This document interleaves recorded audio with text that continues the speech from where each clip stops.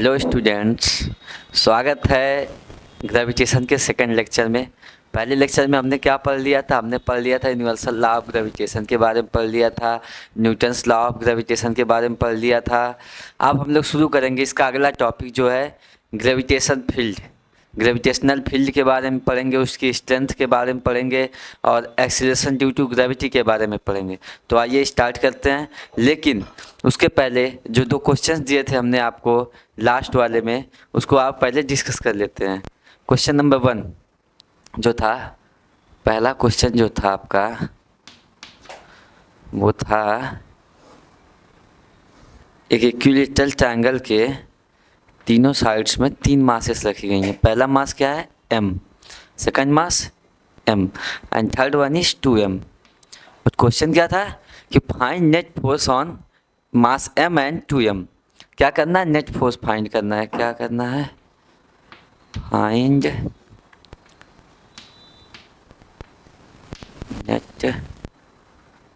Net force on m and 2m। हमको ये करना है। तो पहले हम देखो यहाँ पे फाइंड करेंगे, 2m पे फाइंड कर लेंगे और m पे फाइंड कर लेंगे, क्योंकि जो है यहाँ पे m पे फाइंड करने से इसकी भी वैल्यू आ जाएगी और 2m पे फाइंड करने के लिए निकालना पड़ेगा। तो पहले क्या करते हैं? Net force on 2m find करते हैं। हाँ, जैसा कि इक्विलेटरल ट्रायंगल है तो इसके जो तीनों एंगल्स होंगे वो कितने होंगे? 60 डिग्री होंगे। 60 डिग्री होंगे तीनों एंगल्स, ठीक है। तो क्या करेंगे? पहले जो है 2m m1 इसका निकाल लेंगे, इसका भी सेम ही होगा। तो पहले फाइंड करते हैं दोनों के बीच का फोर्स। फोर्स फाइंड करने के लिए क्या करेंगे हम लोग? g m1 2m अपान सर्टेन डिस्टेंस है x स्क्वायर, ये हमारी फोर्स आ जाएगी। लेकिन हमको क्या करना है? नेट फोर्स फाइंड करना है दोनों के बीच का। तो इसको हम मान लेते हैं F के बराबर। कितना मान लेते हैं? Is equal to F 2m is equal to F। अब इन दोनों के बीच का इक्विवेलेंट फोर्स हमको फाइंड करना है। तो क्या करेंगे? इन दोनों के बीच क्या है? 60 डिग्री है। तो लगा देंगे रिजल्टेंट वेक्टर का फॉर्मूला अंडर रूट f का स्क्वायर प्लस f का square plus 2f1 f2 cos theta. अब इसको एक बार सॉल्व करिए। नहीं सॉल्व कर पा रहे हैं तो 2 मिनट में मैं ट्राई करता हूँ, फिर उसके बाद अब इसको यहाँ साइड में सॉल्व करेंगे। पॉज करके सॉल्व करिए। क्या हो जाएगा? अंडर रूट 2f का square plus 2f1 f2 cos theta. Cos 60 की वैल्यू कितनी होती है? 1/2। कॉस 60 की वैल्यू कितनी होती है? 1/2। तो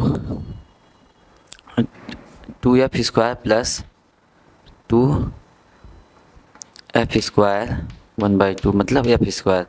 तो ये टोटल कितना हो जाएगा? √3f। ये हमारा जो है नेट फोर्स आ जाएगा ऑन 2m। कितना आ जाएगा? 2m पे नेट फोर्स आ जाएगा √3f। सॉरी, अब आगे देखते हैं m मास पे कितना नेट फोर्स आता है।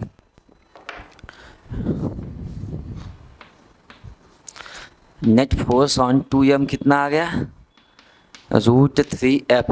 f इक्वल टू क्या था? f इक्वल टू हमने फाइंड किया था √3 into g m square 2gm square upon एक सर्टेन डिस्टेंस पे x स्क्वायर। तो ये हमारी वैल्यू हो जाएगी 2√3gm square upon x square. ये हमारी क्या हो गई? नेट फोर्स ऑन 2m की वैल्यू हो गई। अगला हम लोग किस पे फाइंड करेंगे? नेट फोर्स ऑन m पे फाइंड करेंगे जब, तो एक फोर्स जो है इसका कुछ इस तरह आएगा m1 और m के बीच में, और दूसरा वाला क्या है? m और 2m के बीच में। तो दोनों पहले फोर्स अलग अलग निकाल लेते हैं। इसके लिए F1 F2 करके दोनों फोर्सेस निकालने पड़ेंगे। F1 के लिए क्या लगाएंगे? g m दोनों सेम है तो M square upon X square, ये हमारा क्या हो गया, F1 हो गया, ठीक। जी एम एम हो गया, ठीक है। एम, और दूसरा क्या है, force between M and 2m। ये तो हमने लास्ट टाइम फाइंड किया था, लेकिन एक बार और कर लेते हैं। G M 2m upon X square, it means 2gm square upon X square, it means 2f। F between M and 2m क्या हो जाएगा, 2f हो जाएगा। अब दोनों का निकालेंगे रिजल्टेंट फोर्स। अब रिजल्टेंट के लिए वही फार्मूला लगाएंगे हम लोग जो लास्ट टाइम लगाया हमने। First force is,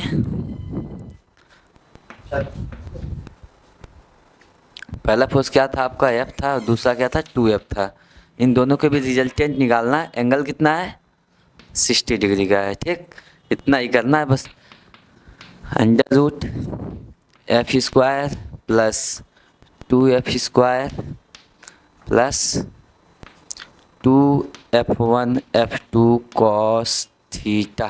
cos theta it means 60 degree. अब इसको आगे हम लोग सॉल्व करेंगे फर्दर। यहाँ पे क्या हो जाएगा, अंडर रूट में एफ का स्क्वायर प्लस 4F का square plus 2F1 F2 cos 60 का 1/2 होगा, तो ये 1/2 से 1/2 कट जाएगा, आ जाएगा F स्क्वायर। तो फिर हमको कितने होगा, 41516, इट मीन्स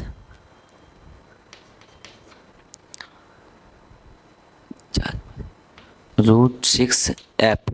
ये क्या हो जाएगा, M पे जो है नेट फोर्स हो जाएगा, नेट फोर्स ऑन M। ये क्वेश्चन हमने पूरा सॉल्व कर लिया। एक और बहुत बेहतरीन क्वेश्चन है, आपको अभी हम देते हैं करने को। नेट फोर्स ऑन M क्या हो जाएगा, √6F। And net force on 2M क्या हो जाएगा, √3 आया था। ये हमारे दोनों आंसर्स हो गए। इसको आप पॉज करके सॉल्व कर लीजिएगा, नहीं आएगा नोट कर लीजिएगा, बाद में ट्राई करिएगा। अब आते हैं हम लोग अगले क्वेश्चन पे।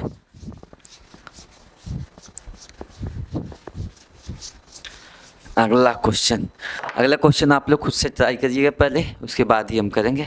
क्वेश्चन नंबर 2 ये है कि एक जो है आपको रॉड दी जा रही है और इसके एक सर्टेन डिस्टेंस पे एक मास m रखा गया है। इसकी रॉड की लेंथ कितनी है, m है, मास कितना है, मास m है और लेंथ l है, ठीक। और इस रॉड से यहाँ तक की जो डिस्टेंस है x है। तो हमको निकालना है इन दोनों बॉडीज के बीच का ग्रेविटेशनल फोर्स। तो सर्टेनली तो पहली मिस्टेक तो आप लोग ये कर सकते हैं कि जो मैं अपने स्कूल टाइम पे किया करता था, सेंटर से डिस्टेंस लेनी है हमको, तो क्या करेंगे, इसकी डिस्टेंस कितनी हो जाएगी, L/2 हो जाएगी, और इसकी डिस्टेंस कितनी है, x है, ठीक। तो x = a है। तो क्या हो जाएगा formula, G capital M small m upon x की वैल्यू कितनी हो जाएगी, a + L/2। यही करना है ना, सेंटर के बीच से डिस्टेंस लेनी है। तो फिर क्या हो जाएगा, 2a + L/2। लेकिन ये टोटली रॉन्ग है, हम लोग को ऐसे नहीं करना है, क्योंकि जो है ये उसी कंडीशन में लगता है कि जब सेंटर ऑफ मास बॉडी का सेम होता है। तो यहाँ पे सेंटर ऑफ मास बॉडी का सेम नहीं है, यहाँ तक कुछ दूसरी डेंसिटी दे रखी है, यहाँ पे कुछ दूसरी।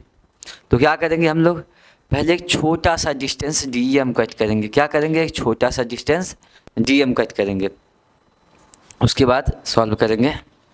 जैसे F =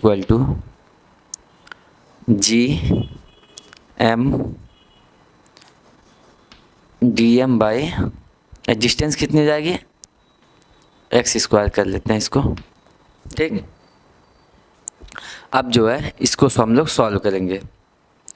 इसको जब सॉल्व करेंगे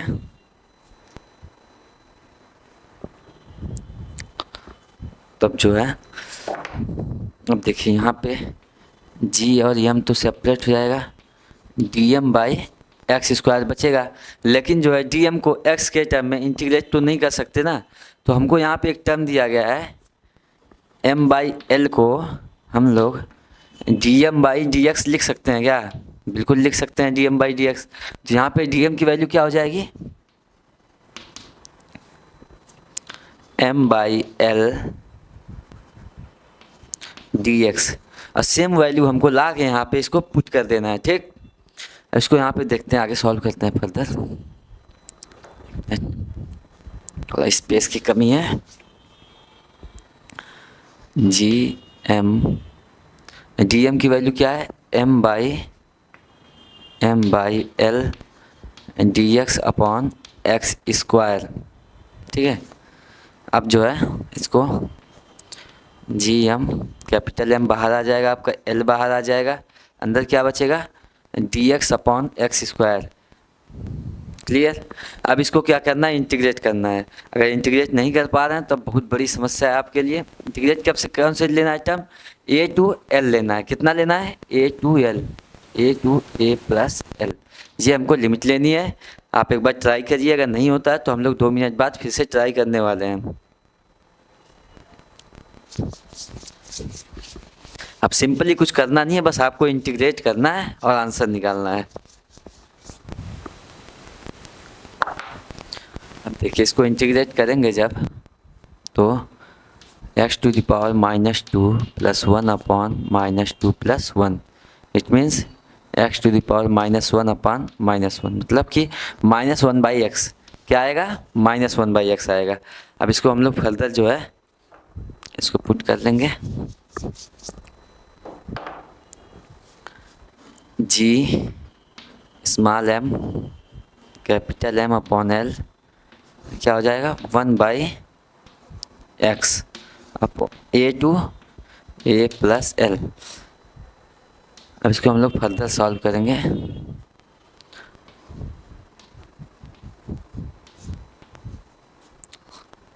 अब जो है माइनस बाहर कर लेंगे पहले, तो 1/a plus L minus 1/a। इसको फर्दर सॉल्व करके आपको बताना है कमेंट में कि आंसर क्या होगा। हम आप लोग के कमेंट का रिप्लाई ज़रूर देंगे, आप लोग सॉल्व करिए।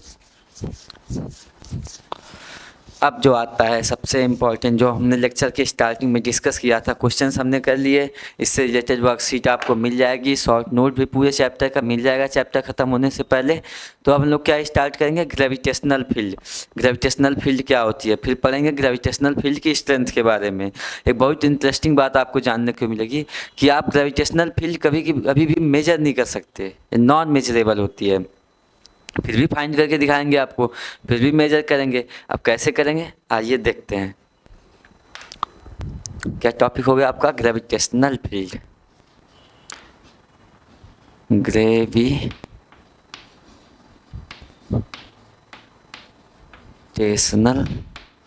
फील्ड,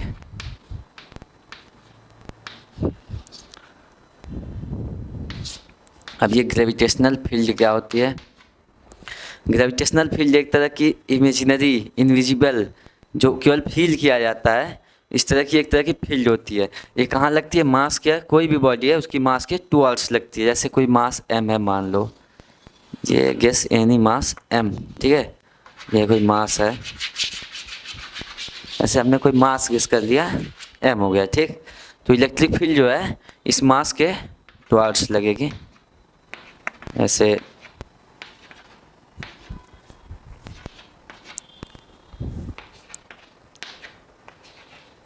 इस मास के टुवर्ड्स लगेगी।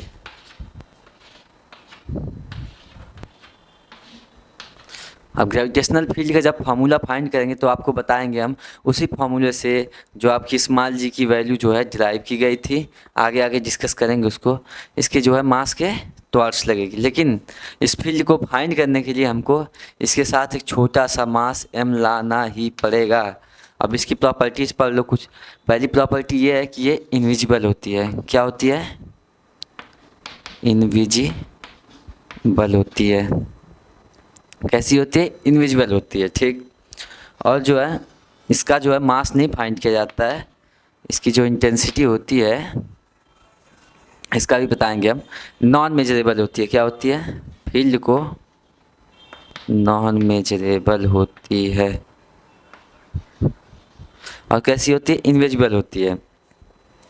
एक तरह केवल इसको फील किया जा सकता है। अब हम लोग पढ़ेंगे किसके बारे में, ग्रेविटेशनल फील्ड की स्ट्रेंथ के बारे में पढ़ेंगे, इंटेंसिटी के बारे में पढ़ेंगे, कैसे फाइंड करते हैं, कई तरह कंडीशंस होती हैं, कैसे कैसे जगहों से उसको फाइंड किया जा सकता है।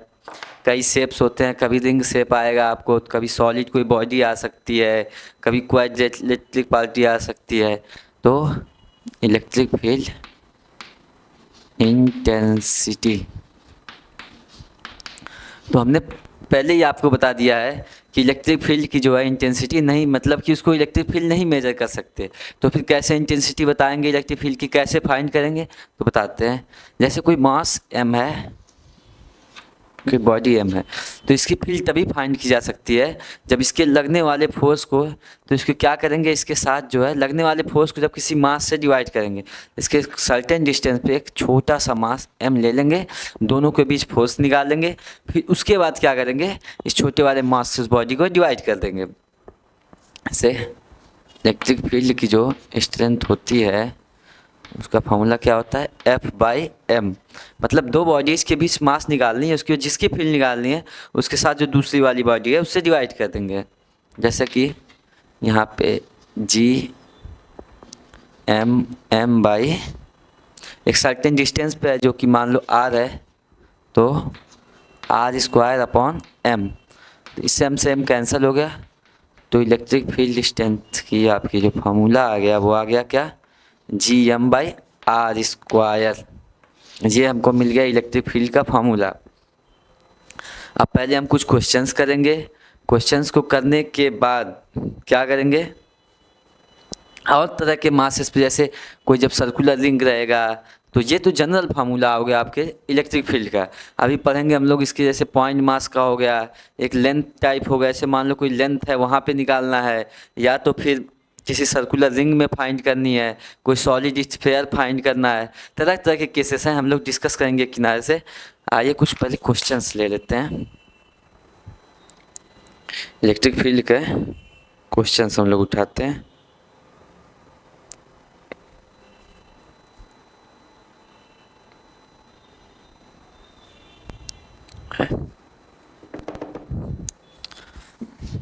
ये हो गया आपका फार्मूला, ऐसे हम लोग एक किनारे से क्वेश्चंस करते जाएंगे। ये जो है किसका है, पॉइंट मास का है, पॉइंट मास के लिए ऐसे फाइंड करते हैं। अब हम लोग एक क्वेश्चन लेते हैं, प्रॉब्लम है, एक ट्रायंगुलर शेप है, वो भी इक्विलैटरल ट्रायंगल है, जस्ट लाइक हमने लास्ट क्वेश्चंस में नहीं किया था कि फोर्स फाइंड किया था, उसी तरह का एक ट्रायंगल है।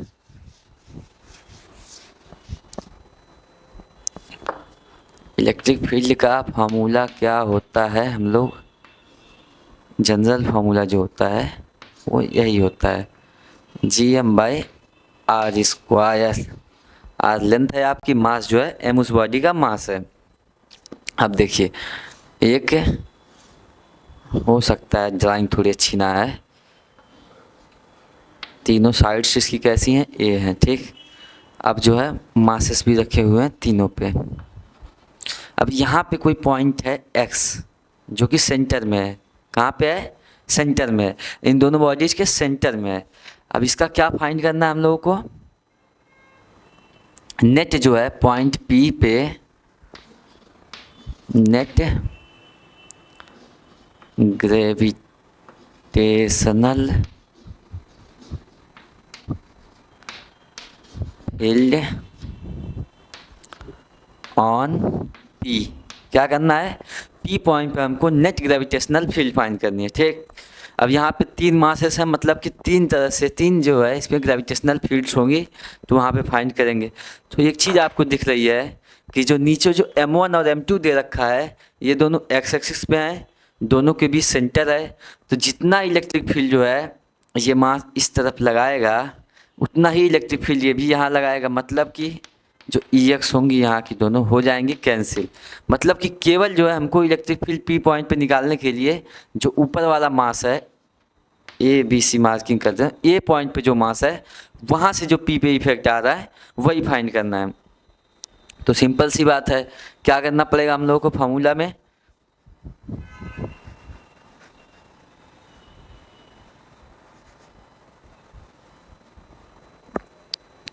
क्या क्या क्या जरूरत पड़ेगी हमको, मास की पड़ेगी, तो मास तो हमारे पास है ही, तो क्या पड़ेगी, डिस्टेंस। ये पी पॉइंट से जो है एम मास की डिस्टेंस क्या है, एम मास की डिस्टेंस फाइंड करना सो सिंपल, आप लोग तो कर लेना अपने आप से, या एक बार सॉल्व भी करवा देते हैं। आप लोगों ने अपनी क्लास में पढ़ा होगा पीजीटी करके एक चैप्टर, पाइथागोरस थ्योरम। तो जो है वो ये फाइंड करने के लिए हम लोग क्या करेंगे, ये डिस्टेंस आपकी जो है a/2 हो जाएगी, क्योंकि ये सेंटर पे है, दोनों के बीच में है। तो क्या हो जाएगा, a का स्क्वायर प्लस a/2 का स्क्वायर मीन्स a/4। अब यहाँ पे क्या करेंगे, O A equal to 5a/4 under root, ठीक। ओ ए इक्वल टू क्या आ जाएगा आपका, √5a/2। अब सिंपल सा आगे फार्मूले पे पुट करना है, फाइंड करना है, देखते हैं बताते हैं आपको। फार्मूले में क्या पुट करना है, जी एम की वैल्यू क्या है, स्मॉल एम, और आर की स्क्वायर की वैल्यू कितनी है, √5/a/2 का होल स्क्वायर। ये क्या हो जाएगा आपका टोटल, जी एम 5a² इधर क्या हो जाएगा, 2×2=4 GM/5a², 4/5 GMA²। क्लियर। अब हम लोग अगला प्रॉब्लम लेते हैं, क्वेश्चन नंबर सेकंड।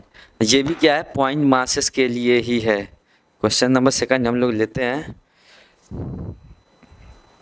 इसमें अच्छे खासे कॉन्सेप्ट जो है आपको उसी से मिलेंगे, और एक इम्पॉर्टेंट चैप्टर है ये, क्योंकि 11th वालों को अगर ये पढ़ लेते हैं तो आगे आपके जो क्लास 12 का पहला चैप्टर होगा क्या है, इलेक्ट्रोस्टैटिक्स।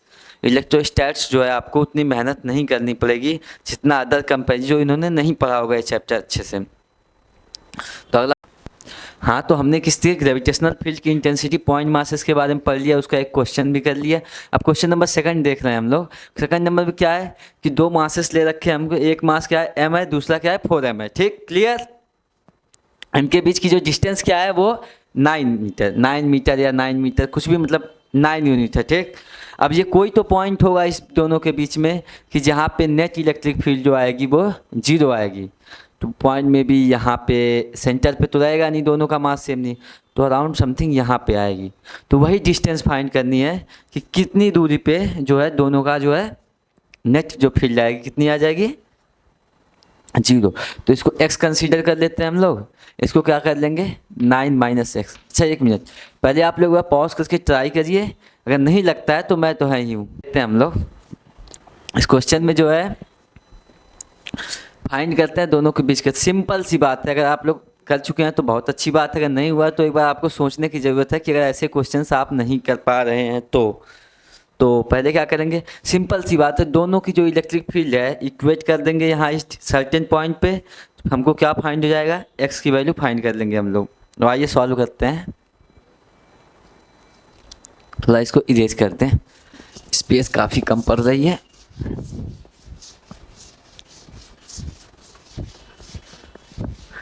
पहले क्वेश्चन को पॉज करिए, सॉल्व करिए, उसके बाद ही।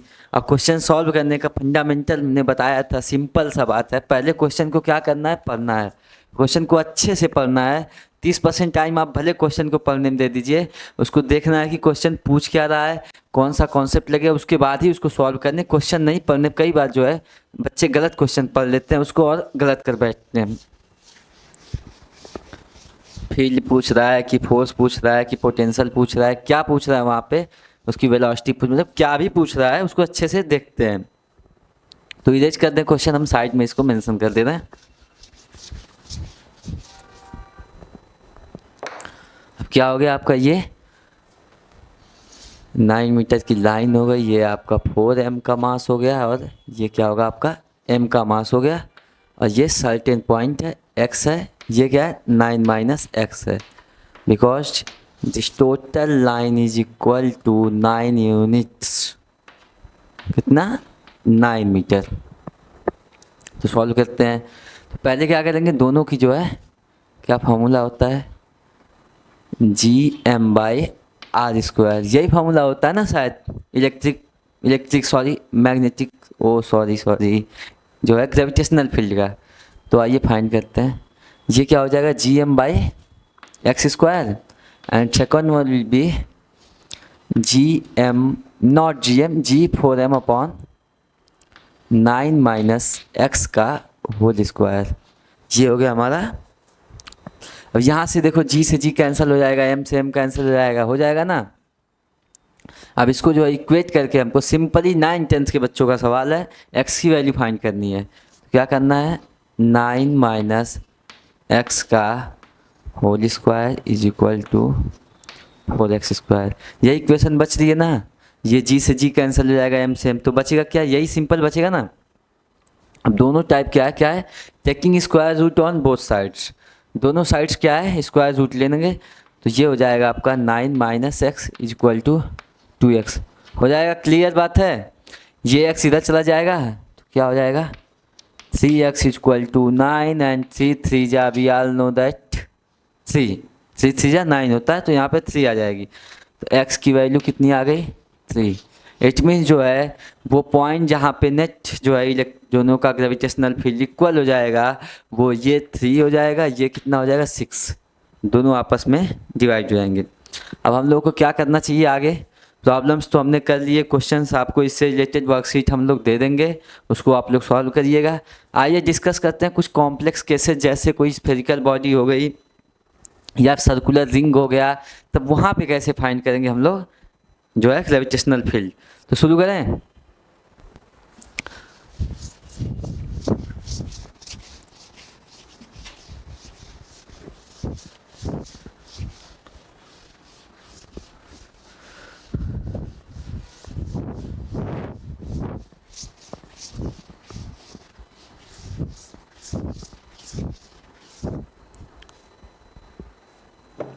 शुरू करते हैं।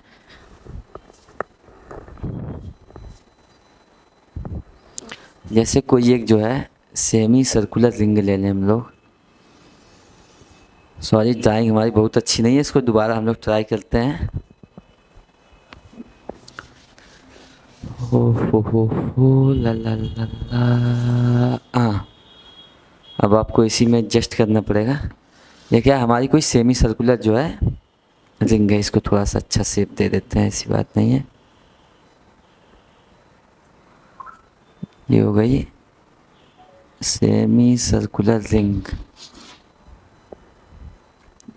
अब सेमी सर्कुलर के रिंग के बारे में आपको हम थोड़ी बातें बता दें। ये जो महाशय हैं, इनका मास कितना है, m है, इनका रेडियस कितना है, r है। ठीक, क्लियर। अब यहाँ पे हमको क्या फाइंड करना है, ग्रेविटेशनल फील्ड फाइंड करना है। ठीक, तो ये हम लोग पहली बात तो ऐसे फाइंड कर नहीं सकते, तो एक सर्टेन जो है मास लेंगे, छोटा सा मास लेंगे, क्या लेंगे, dm। कौन सा मास लेंगे, dm। और जो ऐसे इस पे फाइंड करके उसको इंटीग्रेट कर देंगे, तो पूरे जो बॉडी की है इलेक्ट्रिक फील्ड आ जाएगी। तो is equal to D.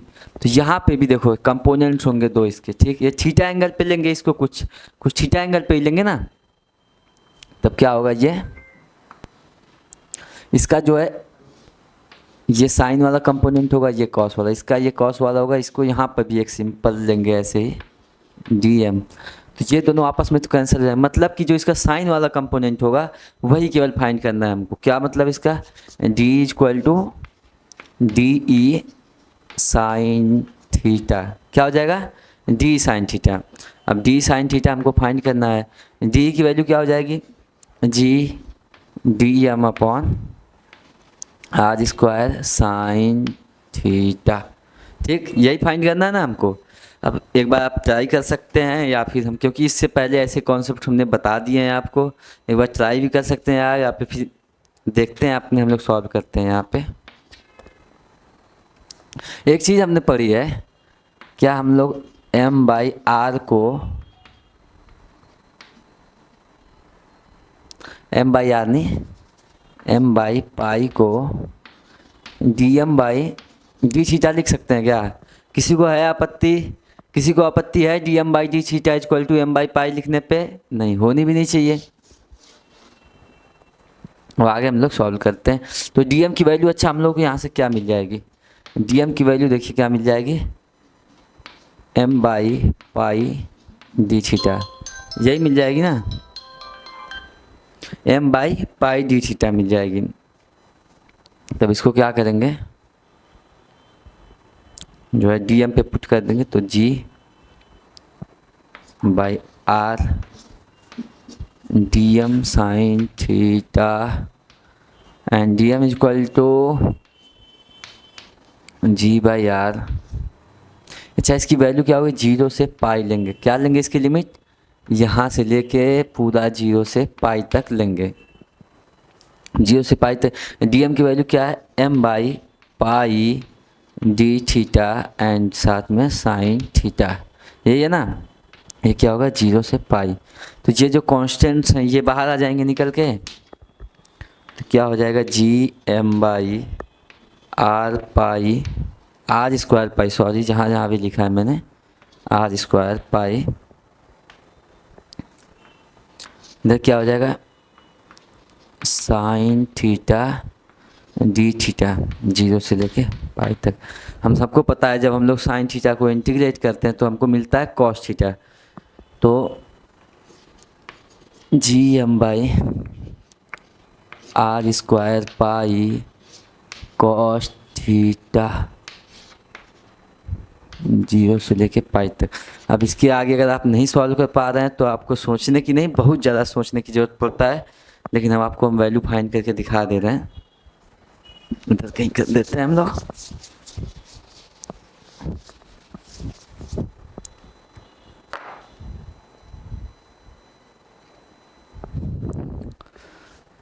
Sorry,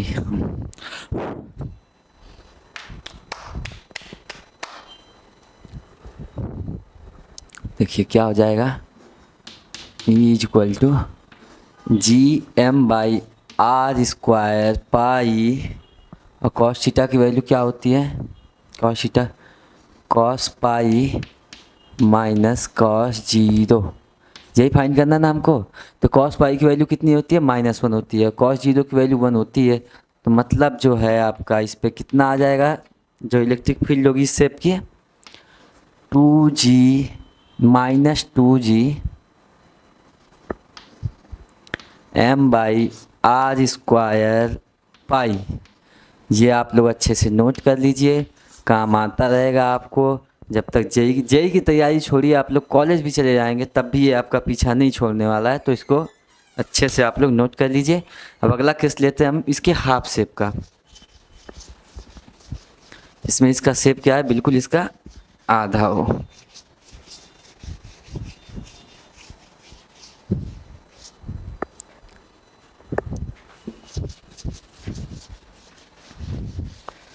अब हम निकालेंगे एक क्वाड्रेंट की ग्रेविटेशनल फील्ड, जैसे कि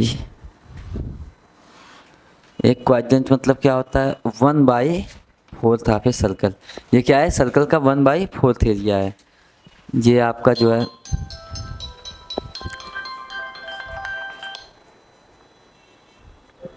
कितना है, सर्कल का 1/4 एरिया है। यहाँ पे इसका मास कितना दिया रखा है, m, और इसका रेडियस क्या होगा, r। ये हम लोग पहले से ही एज्यूम करके चलते हैं। अब इसकी फील्ड निकालने के लिए क्या करेंगे, तो इसकी फील्ड निकालने के लिए पहले एक छोटे से मास हम लोग dm पे जो है इसकी फील्ड फाइंड करेंगे, किस मास पे, छोटे से मास। उसके बाद क्या करेंगे, इसको 0 to π/2 इंटीग्रेट कर देंगे, तो हमको पूरे टोटल बॉडी की जो है इलेक्ट्रिक जो ग्रेविटेशनल फील्ड है, सॉरी, वो मिल जाएगी। तो पहले क्या करते हैं, लेकिन यहाँ पे देखिए ये इसका वर्टिकल कंपोनेंट है, ये इसका हॉरिजॉन्टल कंपोनेंट, लेकिन हॉरिजॉन्टल कंपोनेंट को काटने वाला आपको कोई भी जो है हॉरिजॉन्टल कंपोनेंट नहीं दिख रहा है, मतलब यहाँ पे जो है 2 निकलेंगी, EX भी निकलेगी और साथ में हमको जो है EX भी मिलेगा एंड उसके साथ साथ EY भी मिलेगा। हमारा कोई भी कंपोनेंट इसमें कैंसिल होने नहीं। लास्ट वाले में हमने क्या देखा था, जो इसका EX कंपोनेंट था वो कैंसिल हो जा रहा था आपस में। तो आइए फाइंड करते हैं बारी बारी से।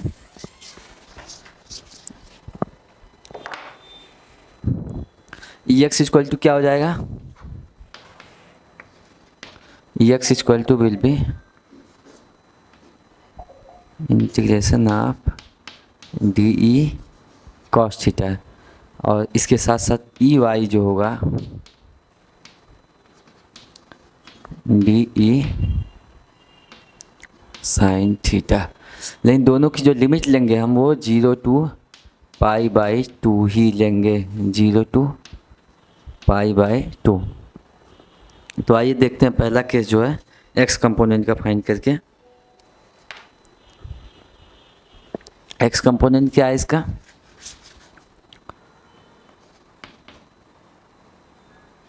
डी ई एक्स फाइंड करने के लिए डी ई कॉस थीटा, हमको क्या फाइंड करना है, डी कॉस थीटा फाइंड करनी है। अच्छा, डी की वैल्यू क्या हो जाएगी, मास हमने कितना रखा है डी एम, मतलब कि G D M by R square. तो यहाँ से हम लोग सेपरेट कर लेंगे कॉस थीटा, मतलब G by R square D M cos theta, value will be 0 to π/2। तो अगला स्टेप सेम लास्ट वाले की तरह, क्या हम लोग m/π/2 को जो है dm/d थीटा लिख सकते हैं क्या, आराम से लिख सकते हैं हम लोग इसको, dm/d थीटा लिख सकते हैं। तो यहाँ से हमको dm की वैल्यू क्या मिल जाएगी,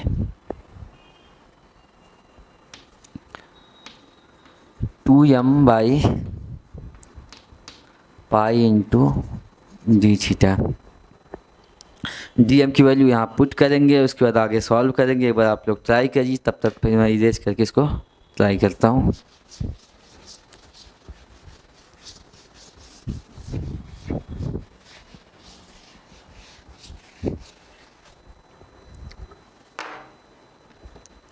हम लोग क्या करेंगे, dm की वैल्यू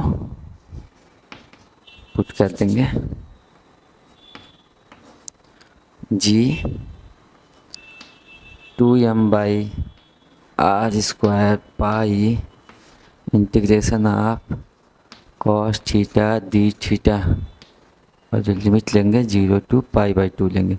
अच्छा, कॉस थीटा का इंटीग्रेशन क्या होता है, जब कॉस थीटा को इंटीग्रेट करेंगे हमको तो मिलेगा माइनस साइन थीटा, जी 2gm² पाई ना, क्या मिलेगा माइनस का साइन थीटा 0 से π/2, माइनस बाहर कर लेते हैं, हमको क्या मिल जाएगा 2gm² पाई साइन 90 मतलब कितना होता है, साइन π/2 मतलब 1 होता है, 1 - 0 इट मीन्स -2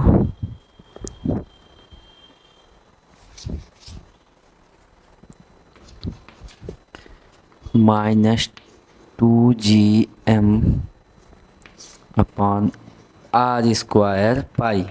ये आपका होगा फाइनल आंसर। ये किसका निकल गया, एक्स एक्सिस का, किसका निकला है एक्स एक्सिस का। तो ई एक्स का क्या लिख लेंगे हम लोग, -2gm/r² पाई। अब ठीक इसी तरह हम लोग फाइंड करेंगे किसका, वाई एक्सिस का। वाई एक्सिस का फाइंड करने के लिए कौन सा लेना पड़ेगा कंपोनेंट, साइन वाला कंपोनेंट लिखना पड़ेगा। आइए लिखते हैं हम लोग साइन ई वाई जो है डी ई वाई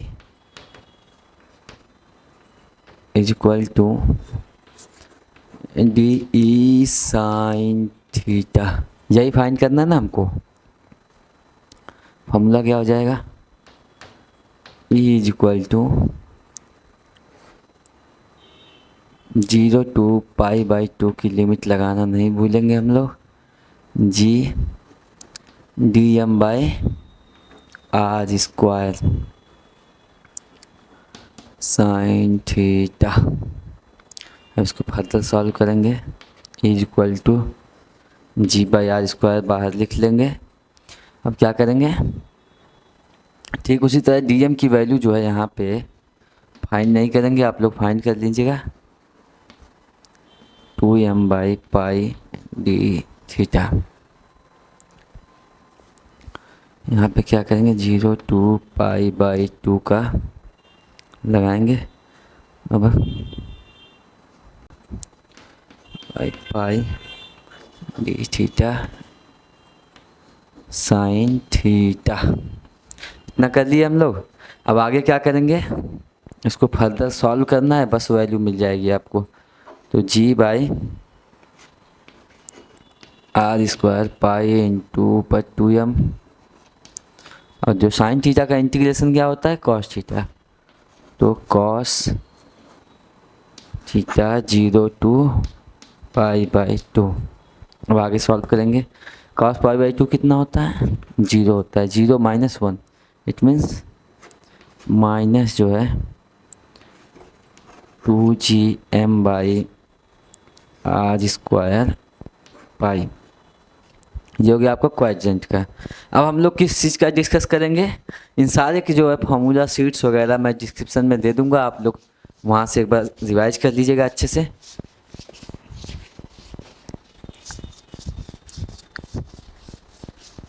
तो हम लोग निकालेंगे क्या स्फेरिकल सेल्स वगैरह की। जैसे कोई हॉलो स्फेरिकल सेल है, मतलब ये अंदर से खाली है पूरा।